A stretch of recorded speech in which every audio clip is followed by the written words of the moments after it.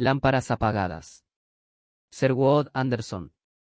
El domingo por la tarde, a las 7 en punto, Mary Cochran salió de las habitaciones donde vivía con su padre, el Dr. Lester Cochran. Era el mes de junio del año 1908 y Mary tenía 18 años. Primero caminó por la calle Tremont hasta llegar a Main y después cruzó las vías del ferrocarril hasta llegar a Upper Main, una calle bordeada por pequeñas tiendas y casas destartaladas. Aquel era un barrio tranquilo y sin encanto, especialmente los domingos, cuando poca gente se adentraba en sus calles. Mary le dijo a su padre que iba a misa, pero esa no era, ni mucho menos, su verdadera intención. No sabía muy bien lo que quería hacer. Quiero estar sola. Necesito tiempo para pensar, se dijo mientras caminaba lentamente. Era una tarde demasiado agradable y no deseaba pasarla sentada en una oscura iglesia escuchando hablar a un hombre sobre temas que aparentemente nada tenían que ver con su propio problema. Su vida acababa de dar un giro radical y ya iba siendo hora de que empezara a pensar seriamente sobre su futuro. Ese serio y reflexivo estado de ánimo en el que Mary estaba sumida era consecuencia de una conversación que había mantenido con su padre la noche anterior. Sin previo aviso y con poco tacto, su padre le había confesado que sufría una enfermedad cardíaca y que podía morir en cualquier momento. El doctor le comunicó la noticia a su hija en su propia consulta, justo detrás de las habitaciones donde vivían padre e hija. Estaba anocheciendo cuando Mary entró en la consulta y se encontró a su padre sentado. La consulta y las habitaciones estaban en el segundo piso de una vieja casa de madera en la ciudad de Untersburg, Illinois, y mientras el doctor hablaba, permaneció al lado de su hija cerca de una ventana que daba a la calle Tremont. El tren nocturno, dirección Chicago, 50 millas más al este, acababa de pasar, y a la vuelta de la esquina, como cada sábado, el suave murmullo de la vida nocturna de la ciudad se hacía sentir en la calle Main. El autobús del hotel pasó a toda velocidad por la calle Lincoln y cruzó por Tremont hasta llegar a la parada del hotel, en Lower Main. En el aire flotaba una gran nube de polvo levantada por las pezuñas de los caballos. Un grupo de rezagados corría detrás del autobús, y en los postes de la calle Tremont se alineaban los carruajes de los granjeros que habían bajado a la ciudad con sus mujeres para pasar la tarde en los almacenes. Después del autobús de la estación, salieron a la calle 3 o 4 carruajes, de uno de ellos bajó una muchacha, ayudada por su novio. Mary pudo ver cómo el chico le tomaba el brazo con cierta ternura, y entonces, casi al mismo tiempo en que su padre le daba la noticia de su cercana muerte, volvió a soñar una vez más con el día en que un hombre pudiera tocarla con esa misma ternura. En el momento en que su padre empezó a hablar, Bernice Smithfield, propietario de la caballeriza de la calle Tremont, situada justo enfrente del edificio donde vivían los Cochran, volvía a su lugar de trabajo. Acababa de terminar de cenar y antes de reanudar su faena, se detuvo para charlar con un grupo de hombres que llevaban un buen rato reunidos en la puerta de su local. El hombre contó una historia que hizo reír a todo el mundo. Uno de los allí reunidos, un hombre de complexión fuerte que vestía un traje a cuadros, se apartó un poco del grupo y se acercó al dueño de la caballeriza. Había visto a Mary apoyada en la ventana y quería intentar llamar su atención. Para ello nada mejor que contar otra historia, gesticular, hacer grandes aspavientos y alzar de vez en cuando la mirada para ver si la chica seguía en la ventana y si le prestaba atención. El doctor Cochran le anunció a su hija la noticia de su cercana muerte con gran frialdad. A la chica siempre le había parecido que todo lo relacionado con su padre era sinónimo de frialdad. «Tengo una enfermedad cardíaca», dijo con rotundidad. Llevaba tiempo sospechándolo, sabía que algo iba mal. El jueves, cuando fui a Chicago, aproveché para hacerme unos análisis. Lo cierto es que puedo morir en cualquier momento. Si te cuento esto es por una sencilla razón, no voy a dejar mucho dinero, así que vas a tener que empezar a hacer planes de futuro. El doctor se acercó a la ventana donde estaba apoyada su hija. Al escuchar la noticia, la chica palideció, se sintió indispuesta, le temblaron las manos. A pesar de su aparente frialdad, su padre estaba conmovido y quiso tranquilizarla. «Vamos», dijo con cierta timidez, «no te pongas así, puede que no sea para tanto. Llevo 35 años ejerciendo esta profesión y puedo asegurar que los expertos siempre exageran un poco. En casos de este tipo, en dolencias cardíacas, quiero decir, el enfermo puede tardar años en morir», dijo riendo, algo abochornado. «Es más, he oído decir que contraer una enfermedad cardíaca es el secreto de la longevidad». Tras estas palabras, el doctor se dio la vuelta, salió de su consulta y bajó a la calle por unas escaleras de madera. En esos momentos, le hubiera gustado poner sus brazos alrededor de los hombros de su hija, pero como nunca le había demostrado sus sentimientos, no sabía cómo empezar a romper el hielo. Mary se quedó un buen rato mirando a la calle. Tras terminar su historia, los compañeros de Duque Yeatar, así se llamaba el joven que vestía el traje a cuadros, empezaron a reír a carcajadas. Cuando Mary se giró hacia la puerta por la que acababa de salir su padre, le entró pánico. En su vida nada había resultado cálido ni cercano. Mary sintió escalofríos en esa noche cálida, y con un gesto infantil, se frotó los ojos con las manos. Con ese inocente gesto solo quería manifestar su deseo de disipar la nube de pánico que se había cernido sobre ella, pero Duque Yeatar, que en ese instante acababa de separarse un poco del grupo reunido delante de la caballeriza, lo malinterpretó. Cuando vio a Mary levantando las manos sonrió y girándose con rapidez para estar seguro de no ser visto, empezó a mover bruscamente la cabeza y a hacer pequeños movimientos con las manos. Duque esperaba que, con esos gestos, Mary entendiera que deseaba encontrarse con ella en la calle para tener la oportunidad de pasar un rato a su lado. El domingo por la noche, tras caminar por Upper Main, Mary giró por Wilmot, una calle ocupada por familias obreras. Aquel año, las fábricas ubicadas en la parte oeste de Chicago iniciaron su éxodo hacia las pequeñas ciudades de los alrededores. Untersburg no había sido una excepción. Un fabricante de muebles de Chicago había mandado construir una planta en aquella tranquila ciudad agrícola con la esperanza de librarse de las organizaciones de trabajadores que empezaban a darle problemas en la gran ciudad. La mayor parte de los trabajadores vivía en la parte alta de la ciudad, en viviendas sociales de escasa calidad, ubicadas en las calles Wilmot, Swift, Harrison y Chestnut. En las cálidas tardes de verano, los vecinos del barrio se reunían en los porches de sus casas mientras los niños en pandillas jugaban y chillaban por las calles de tierra. Hombres con los rostros quemados por el sol echaban la siesta o se tumbaban en el césped frente a las puertas de sus casas mientras las mujeres se reunían en grupos y pasaban la tarde de cháchara junto a las vallas que separaban los patios. De vez en cuando, sobre la corriente de voces que transcurría como el murmullo de un río, se levantaba la voz de una de las mujeres. Dos chicos empezaron a pelear en la calle. Un niño pelirrojo bastante robusto le dio un golpe en el hombro a otro de rostro pálido y afilado. Otros chicos llegaron corriendo. La intervención de la madre del pelirrojo les aguó la fiesta. Ni se te ocurra, Johnny, como empiece este muelo a palos, le advirtió la mujer. El chico se dio la vuelta y mientras se alejaba de su adversario, consumido por el odio, miró de refilón a Mary Cochran con sus pequeños y afilados ojos. Mary aceleró el paso. Sentía fascinación por la nueva fisionomía de su ciudad natal, por ese nuevo barrio, por ese ritmo de vida en continuo movimiento regido por la ley del más fuerte. Había algo oscuro y rencoroso en su propia naturaleza que le hacía sentirse como en casa en aquel lugar, en aquel oscuro submundo donde cualquier cosa podía pasar. El habitual silencio de su padre, y el misterio que rodeaba la desgraciada vida conyugal de sus padres, que había afectado a la actitud que los habitantes de la ciudad tenían con respecto a ella, había sumido a Mary en una profunda soledad y fomentado en ella la firme voluntad de, en cierto modo, interpretar por su cuenta las pequeñas cosas de la vida que no lograba entender. En el fondo, la mentalidad de Mary se caracterizaba por su gran curiosidad y su férrea determinación hacia la aventura. Era como esos animalillos del bosque que han perdido a su madre en una cacería y que se han visto obligados a errar sin rumbo en busca de comida. Ese año había caminado sola por aquel nuevo barrio obrero al menos unas 20 veces. Tenía 18 años, ya no era una niña, y sentía que las demás chicas de su edad jamás se habrían atrevido a caminar solas por un sitio como ese. Se sentía orgullosa y eso se reflejaba en su mirada. Muchos de los trabajadores que vivían en la calle Wilmot, hombres y mujeres que habían llegado a la ciudad respondiendo a la llamada del fabricante de muebles, hablaban en algún idioma extranjero.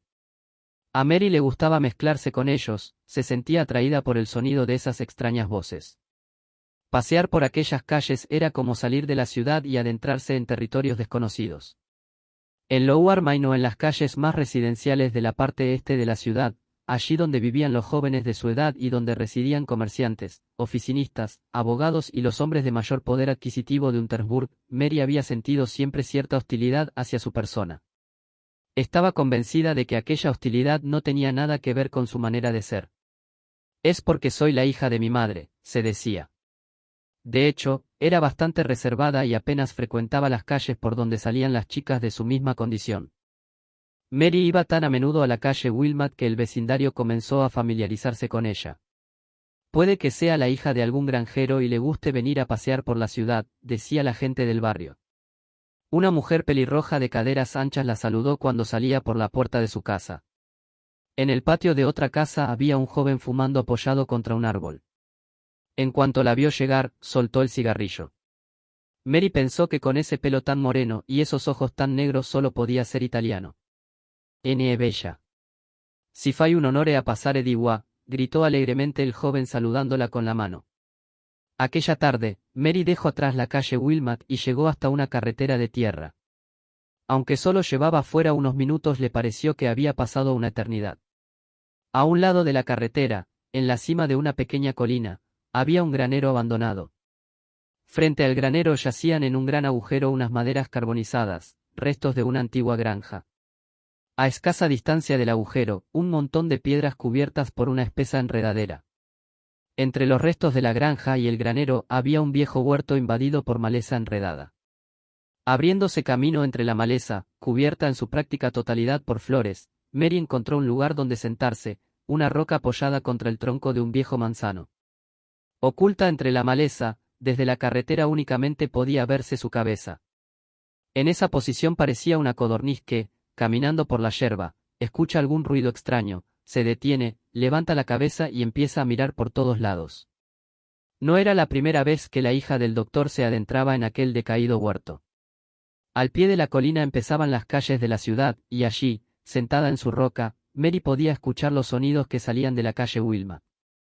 En aquella colina, un pequeño seto separaba el huerto de los campos. Mary pensaba quedarse un rato ahí sentada a esperar a que cayera la noche para poder idear algún plan sobre su futuro. Pensar que su padre tenía los días contados era algo que parecía verdadero y falso a la vez. A decir verdad, su mente no era capaz de imaginar el cuerpo sin vida de su padre. En ese momento la muerte con relación a su padre no adoptaba la forma de un cuerpo frío e inanimado que iba a ser enterrado, era más bien como si, en vez de morir, su padre fuese a embarcarse en un largo viaje. Hacía mucho, su madre había emprendido el mismo viaje. Sentía cierto alivio con esa teoría. Bueno, se dijo, cuando llegue el momento yo también me embarcaré en un largo viaje, saldré de aquí y pasaré a formar parte del mundo.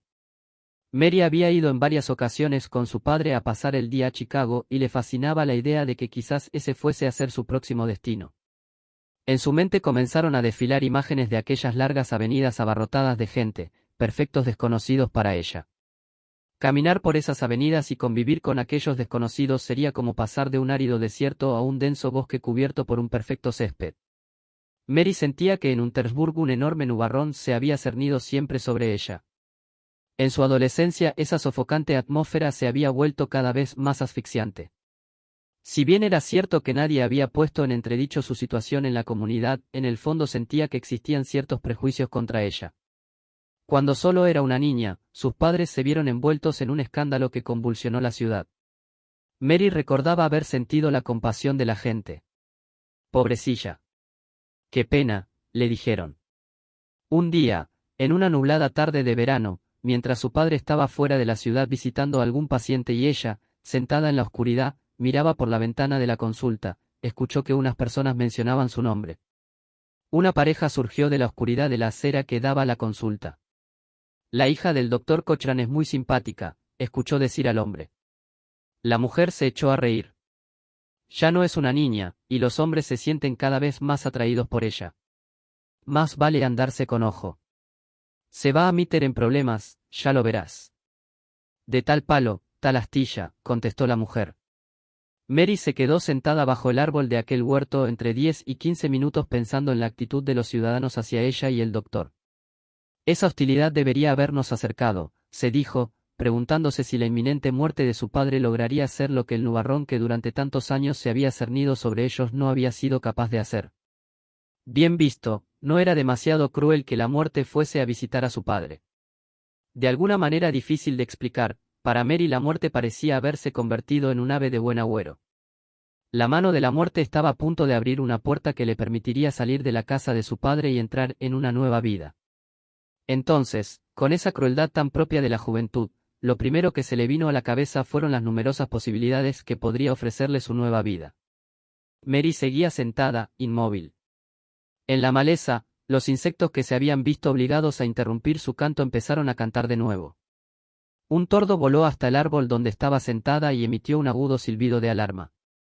Por la ladera, empezaron a subir suavemente las voces del nuevo barrio obrero. Parecían las campanas de remotas catedrales llamando a la oración. Algo pareció romperse en el pecho de la chica, que, llevándose las manos a la cabeza, empezó a balancearse lentamente. Se le cayeron las lágrimas, y su llanto fue acompañado por un tierno y cálido sentimiento hacia los ciudadanos de Untersburg. En esos momentos, se escuchó una voz masculina. «Hola, ¿qué tal?», gritó alguien. Mary se levantó como un resorte. Su tranquilo estado de ánimo se desvaneció en el aire, y la rabia se apoderó de ella. Aquel hombre no era otro que Duque Yetar, que la había visto salir a dar su paseo dominical y llevaba un tiempo siguiéndola. Cuando la vio subir por Upper Main y entrar en el nuevo barrio obrero, estuvo seguro de su conquista. «No quiere que nos vean caminando juntos», se dijo. «Está bien. Sabe que la estoy siguiendo, pero quiere estar a salvo de miradas indiscretas. Se lo tiene un poco creído, voy a tener que bajarle los humos, no pasa nada. Ha venido hasta aquí para darme una oportunidad y es posible que solo esté asustada de la reacción de su padre». Duque salió de la carretera y subió por una pendiente hasta llegar al huerto, pero al intentar caminar por el montón de piedras cubiertas por la espesa enredadera, tropezó y cayó. Se levantó al instante y se echó a reír. Mary no se quedó ahí de brazos cruzados esperando su llegada, al contrario, se fue hacia él, y cuando la risa del hombre rompió la paz que reinaba en el huerto, la chica se le abalanzó y con su mano bien abierta le dio una bofetada en la mejilla. A continuación, dio media vuelta y mientras el hombre seguía con los pies metidos en la enredadera, salió corriendo hacia la carretera.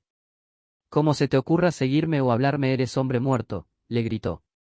Mary bajó la colina hasta llegar a la calle Wilmot. A sus oídos habían llegado los rumores que durante años habían circulado en la ciudad sobre su madre. Según decían por ahí, su madre había desaparecido una noche de verano con un joven de la ciudad que tenía por costumbre pasar el rato delante de las caballerizas de Bernay-Smithfield. Ahora podía repetirse la historia. Ese pensamiento la enfureció. Intentó desesperadamente encontrar algún objeto contundente con el que poder asestar un golpe más certero a Duque Yetar. En ese momento de desesperación, le vino a la cabeza su padre, su frágil estado de salud y su cercana muerte. «A mi padre le encantaría poder matar a un tipo de tu calaña», gritó, girándose hacia el joven, que, tras haberse librado de las enredaderas, seguía sin perderla de vista. «Mi padre no tendría problema en matar a alguien por todas las mentiras que se han dicho sobre mi madre en esta ciudad». Tras haber cedido al impulso de amenazar a Duque Yetar, Mary aceleró el paso, lamentando su arrebato. Se le caían las lágrimas. Duque corría tras ella con la cabeza agachada. «No pretendía molestarla, señorita Cochran, se lo aseguro», dijo disculpándose. «No pretendía molestarla. No se lo diga a su padre. Solo me estaba divirtiendo. Le aseguro que no pretendía molestarla». En aquella cálida tarde de verano, la luz que empezaba a caer sobre la ciudad reflejaba pequeños óvalos sobre los rostros de la gente reunida junto a las vallas o bajo los oscuros porches de la calle Wilmot. Las voces de los chicos reunidos en pandillas se iban apagando poco a poco. Cuando Mary pasó por allí, la calle enmudeció y todo el mundo se dio la vuelta. «No debe de vivir muy lejos», se escuchó decir a una mujer. Mary se giró, pero lo único que pudo ver fue a un grupo de hombres de tez morena reunidos delante de una casa de cuyo interior salía la voz de una mujer arrullando a su hijo.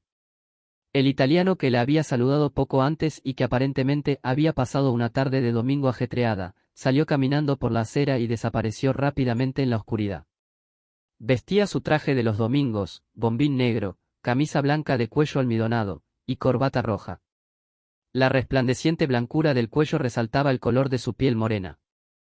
El hombre sonrió puerilmente, se levantó torpemente el sombrero, pero no se atrevió a dirigirle la palabra. Mary no dejaba de mirar hacia atrás, quería estar segura de que Duque Yetar no la estaba siguiendo, pero en aquella penumbra apenas podía ver a su alrededor. Se le había pasado el enfado, pero no le apetecía volver a casa y ya era un poco tarde para ir a misa. Al este de Upper Main había una callejuela en fuerte pendiente que iba a parar a un puente y un arroyo, allí acababa la ciudad en esa dirección. Mary siguió caminando y llegó hasta el puente. En aquella penumbra, se quedó mirando a dos chicos que pescaban en el arroyo. Un hombre robusto vestido con ropas ásperas bajó por esa misma calle y se detuvo en el puente para hablar con ella. Era la primera vez que Mary escuchaba a un habitante de su ciudad hablar con sentimiento sobre su padre. ¿Es usted la hija del doctor Cochran?, preguntó con cierta timidez. Supongo que usted no habrá oído hablar de mí, pero conozco bien a su padre. El hombre señaló a los dos chicos que estaban sentados en la maleza a orillas del arroyo con sus cañas de pescar. Esos dos chicos son mis hijos y tengo otros 4 más, explicó. Un hijo y 3 hijas. Una de ellas trabaja en una tienda, debe de tener su misma edad. El hombre explicó su relación con el doctor Cochran. Al parecer, había trabajado toda su vida en el campo, pero acababa de mudarse a la ciudad para trabajar en la fábrica de muebles. Ese mismo invierno había enfermado y se había visto obligado a guardar reposo durante varios meses. Estaba sin Blanca. En plena convalecencia, uno de sus hijos cayó desde lo alto de un granero y se hizo un terrible corte en la cabeza. Su padre le cosió la herida a mi hijo Tom y después vino a visitarnos todos los días. El hombre se apartó un poco, y con su gorra en la mano, se puso a mirar a los chicos. Yo estaba arruinado, no tenía donde caerme muerto, pero su padre no solo cuidó de mí y de mis hijos, también le dio dinero a mi mujer para que pudiéramos ir a la tienda a comprar comida y medicinas. Hablaba con un tono de voz tan bajo que Mary tuvo que inclinarse para poder escuchar sus palabras, y su rostro a punto estuvo de rozar el hombro de aquel hombre. Su padre es una buena persona, pero creo que no es muy feliz, prosiguió. Mi chico y yo nos recuperamos y yo conseguí trabajo aquí en la ciudad. Él nunca quiso cobrarme. Usted sabe cómo vivir con sus hijos y su mujer. Sabe cómo hacerles felices. Guárdese el dinero y gásteselo haciendo felices a los suyos, esas fueron sus palabras. El hombre se alejó, cruzó el puente y bajó hasta el lugar donde pescaban sus hijos. Apoyada sobre la barandilla del puente, Mary miró el agua que corría lentamente. Apenas podían verse las sombras bajo el puente, y pensó en la vida que había vivido su padre. Ha sido como un arroyo que ha discurrido siempre entre sombras sin llegar a ver la luz del sol, pensó, temiendo que su propia vida pudiera discurrir entre esa misma oscuridad. Mary sintió entonces un renovado amor por su padre y se imaginó abrazada a él. De niña, soñaba constantemente que su padre la acariciaba con ternura, y ahora aquel sueño volvía a su imaginación. Se quedó un buen rato mirando el arroyo y decidió que esa misma noche haría un esfuerzo por intentar hacer realidad aquel lejano sueño. Cuando volvió a levantar la mirada, vio que el hombre había encendido una pequeña fogata al borde del arroyo. «Vamos a pescar peces gato», gritó. Atraídos por la luz de la fogata, los peces se acercan hasta la orilla. Si quiere venir a pescar alguno, los chicos pueden prestarle una de sus cañas. Muchas gracias, pero esta noche no puedo, contestó Mary. Entonces, temiendo que pudiese ponerse a llorar y le fuese imposible responder si aquel hombre volvía a dirigirle la palabra, optó por irse de allí. Hasta la próxima, le gritaron el hombre y sus 2 hijos. Las palabras salieron con tal espontaneidad de aquellas 3 gargantas que tuvieron un efecto balsámico para su alterado estado de ánimo. Cuando su hija Mary salía a pasear por la noche, el doctor Cochran solía quedarse sentado en su consulta durante 1 hora. Estaba anocheciendo, los hombres que habían pasado la tarde sentados en cajas delante de la caballeriza de Bernays Smithfield se fueron a cenar. El ruido de las voces se fue apagando y durante 5 o 10 minutos la calle permaneció en silencio. En algún lugar remoto, se escuchó el llanto de un niño. En esos momentos, las campanas de la iglesia empezaron a redoblar. El doctor se pasó las manos por la barba, no era un hombre muy aseado y a veces pasaba varios días sin afeitarse. Aunque le costaba admitirlo, su enfermedad era más grave de lo que parecía, y en los últimos tiempos su mente se sentía inclinada a abandonar su cuerpo y a salir flotando. A veces, sentado en su consulta, como un niño ensimismado, miraba sus manos con detenimiento. Al hombre le parecía que esas largas y delgadas manos no eran suyas. En momentos así, sacaba a relucir su vena filosófica. Qué curioso es mi cuerpo. He vivido en él todos estos años y apenas lo he utilizado. Ahora se está apagando y pronto morirá sin haber sido realmente utilizado. Me pregunto por qué me eligió a mí, sonreía con cierta amargura y seguía con sus fantasías. Es cierto, he pensado mucho en las personas y he hecho uso de estos labios, de esta lengua, pero nunca he sabido expresar mis sentimientos. Cuando Mielen vivía aquí conmigo le hice creer que era frío e insensible, cuando en realidad algo en mi interior intentaba romper desesperadamente el muro infranqueable que se había interpuesto entre nosotros. A veces recordaba cuando, de joven, se sentaba por las noches con su mujer en esa misma consulta y cómo sus manos intentaban en vano acercarse a ese pequeño espacio que les separaba, y poder tocar sus manos, su rostro, su pelo. Ya lo había dicho la gente, su matrimonio estaba predestinado al fracaso. Su mujer había llegado a Untersburg con una pequeña compañía de teatro. Poco después de establecerse en la ciudad, la chica enfermó y se quedó sin dinero para pagar la habitación de hotel. El joven doctor se hizo cargo de todo. En los días en que la chica estaba convaleciente se la llevaba a dar una vuelta en su carruaje. La chica había llevado una vida difícil, sembrada de dificultades, y le atraía la idea de vivir tranquilamente en esa pequeña ciudad. Poco después se casaron, la mujer quedó embarazada y un buen día se sintió incapaz de seguir conviviendo con aquel hombre tan frío, tan poco comunicativo. Corría el rumor de que se había escapado con un joven de la ciudad, el hijo de un tabernero que había desaparecido en esa misma época, pero aquel rumor era totalmente falso. Fue el propio Lester Cochran quien la llevó a Chicago, ciudad donde había conseguido trabajo en una empresa de transportes. El doctor la condujo hasta la puerta del hotel, puso dinero en sus manos y se fue de allí en silencio, sin darle ni siquiera un último beso de despedida. Sentado en su consulta, el doctor rememoró aquel triste momento y tantos otros en los que, a pesar de estar terriblemente afectado, siempre había dado la impresión de ser una persona fría y calculadora. Se preguntó si su mujer se habría dado cuenta de ello. ¿Cuántas veces se había hecho esa pregunta? Tras aquella despedida en la puerta del hotel, nunca más supo de ella. Quizás esté muerta, pensó por milésima vez. Desde hacía más de un año le venía ocurriendo algo un tanto extraño. En determinados momentos, la imagen que la mente del doctor Cochran guardaba de su mujer se confundía con la imagen de su hija. En esos momentos, intentaba diferenciar las dos figuras, definirlas claramente, pero le resultaba imposible.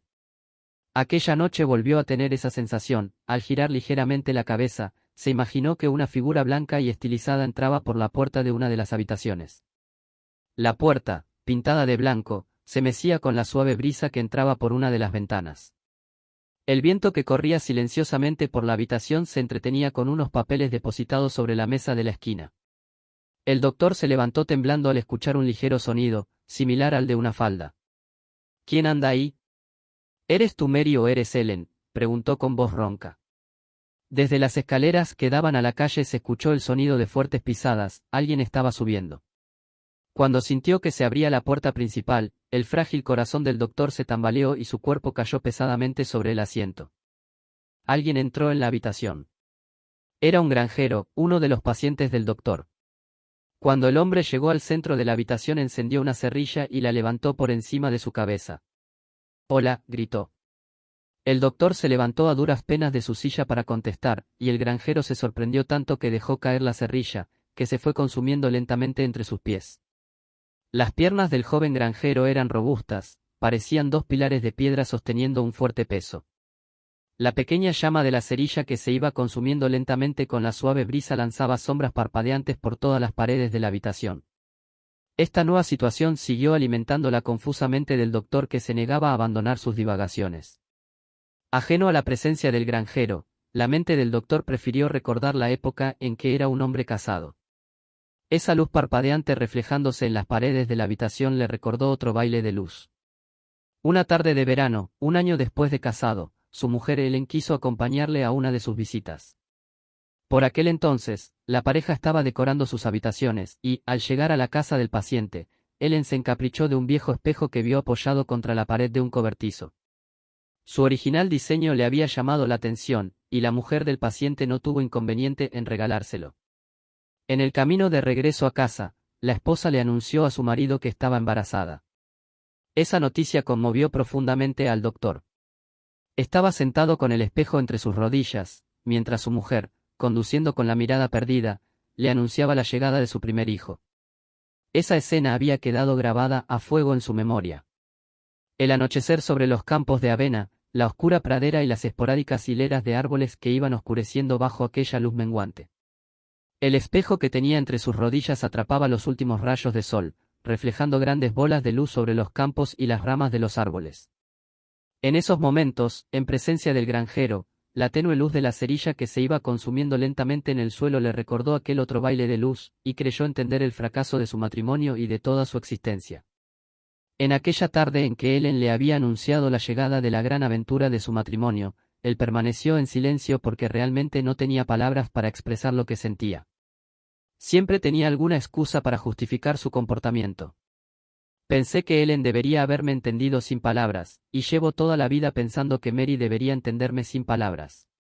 Soy un cobarde. Siempre he tenido miedo de expresarme y por eso llevo toda la vida callándome. Mi orgullo ha hecho de mí un auténtico cobarde. De esta noche no pasa.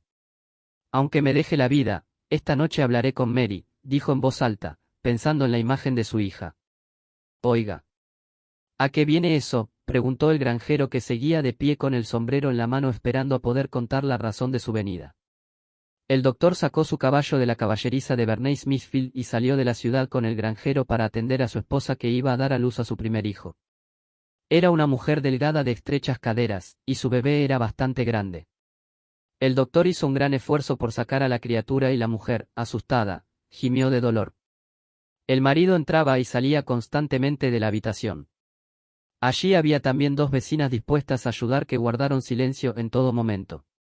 Cuando por fin acabó todo ya eran más de las 10. El doctor se preparó para volver a la ciudad. El granjero puso las riendas del caballo, lo llevó hasta la puerta y el doctor se marchó de allí sintiéndose extrañamente débil pero fuerte al mismo tiempo. Qué simple parecía ahora lo que tenía que hacer.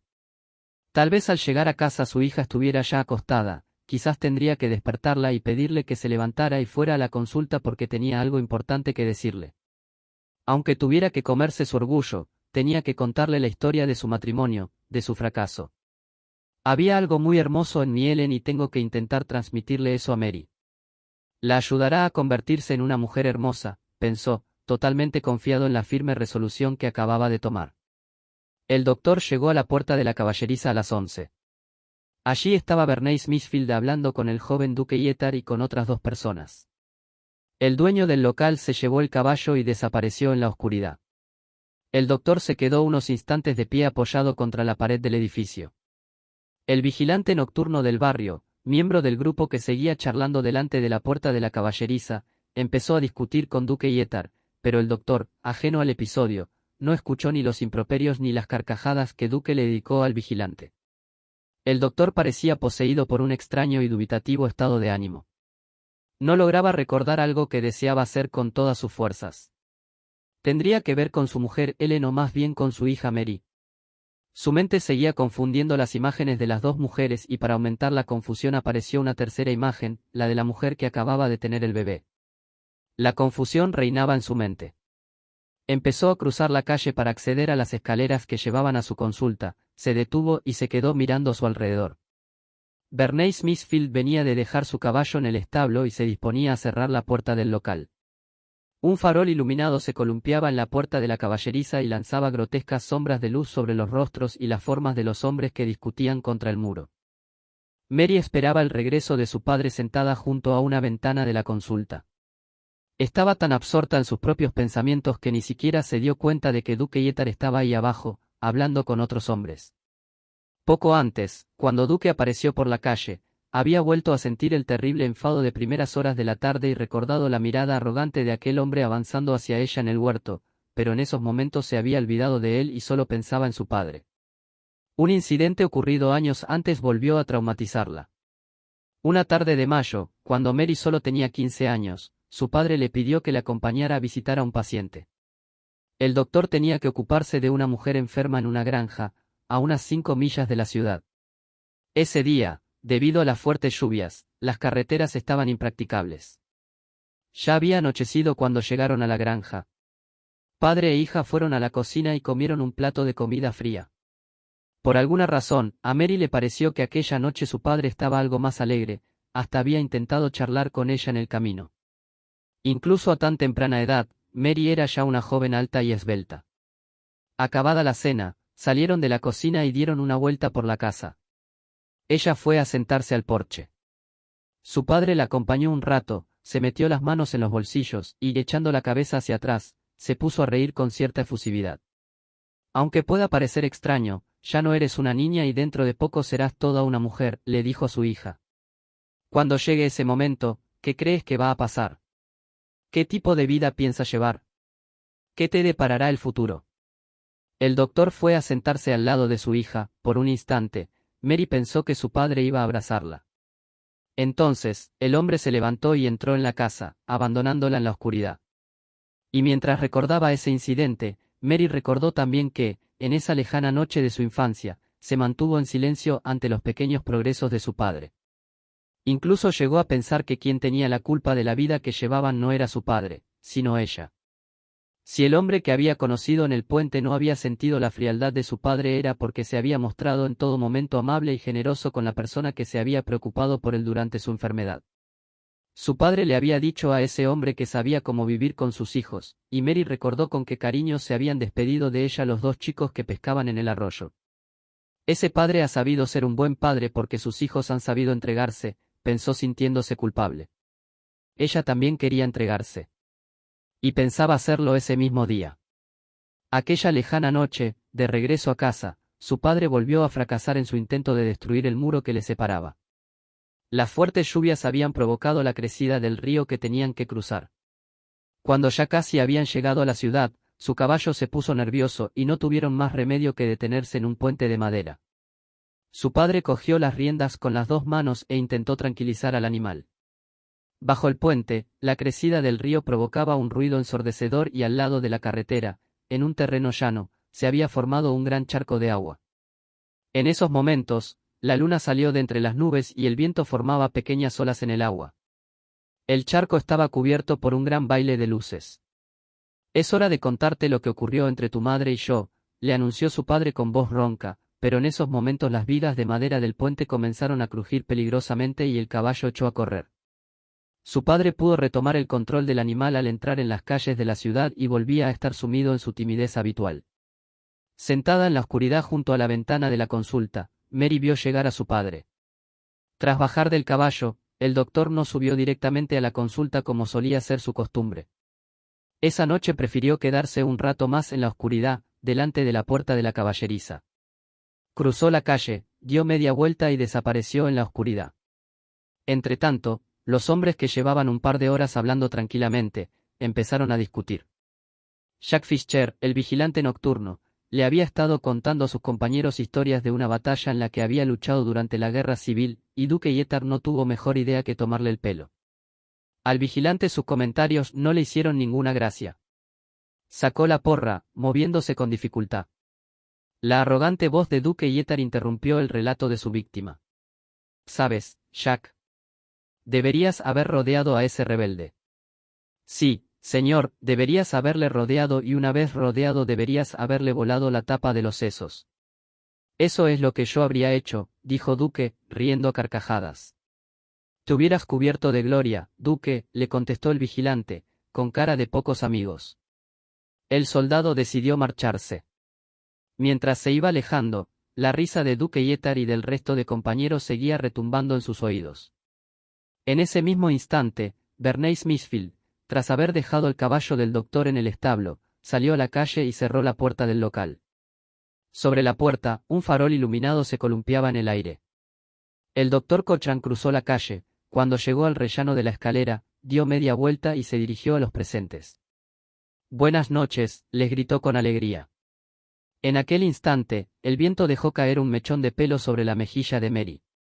Se levantó sobresaltada, como si hubiera sentido el tacto de una mano invisible en la oscuridad.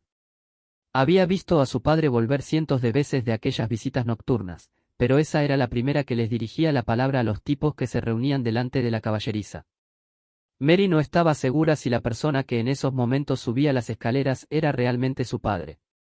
Las fuertes pisadas retumbaron con fuerza en las escaleras. El doctor Cochran nunca salía sin su botiquín, y Mary pudo escuchar cuando su padre lo dejó sobre la mesa. El hombre seguía inmerso en aquel extraño y alegre estado de ánimo, pero su mente estaba sumida en una profunda confusión. Mary creyó ver su oscura silueta entrando por la puerta. «La mujer ha dado a luz a un niño», dijo la alegre voz desde el rellano. «¿Quién ha dado a luz? ¿Ellen, la otra mujer o mi pequeña Mary?» Al hombre le entraron ganas de protestar y siguió hablando. ¿Quién ha dado a luz? Que alguien me responda. ¿Quién acaba de dar a luz? No entiendo esta vida. ¿Por qué no paran de nacer niños?, preguntó. El doctor se echó a reír a carcajadas, su hija inclinó su cuerpo hacia adelante y se aferró fuertemente con ambas manos a los brazos de la silla. Ha nacido un niño, volvió a decir.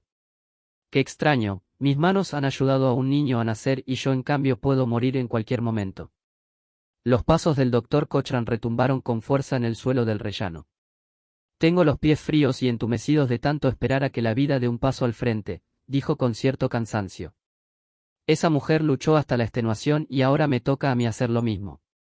Tras la dura declaración que salió de los labios del doctor, se hizo el silencio. A lo lejos, se escuchaban las carcajadas de Duque y Etar. En ese preciso instante, el doctor Cochran cayó de espaldas por las estrechas escaleras que daban a la calle. De su boca no salió grito alguno, solo se escuchó el estrépito de sus zapatos cayendo por las escaleras y el terrible sonido de su cuerpo desplomándose. Mary seguía inmóvil en su silla. Esperaba con los ojos cerrados. Su corazón latía a toda velocidad. Un cansancio sobrecogedor se apoderó de ella y de pronto sintió un escalofrío de los pies a la cabeza, como si pequeñas criaturas peludas jugaran por todo su cuerpo. Fue Duque Yetar quien subió el cuerpo sin vida del doctor por las escaleras y quien lo dejó sobre la cama de una de las salas de la consulta. Tras él, uno de los hombres que llevaba toda la tarde sentado delante de la puerta de la caballeriza agitaba las manos con gran nerviosismo. La luz del cigarrillo que sujetaba entre sus dedos no paraba de dar vueltas, bailando en la oscuridad. Fin.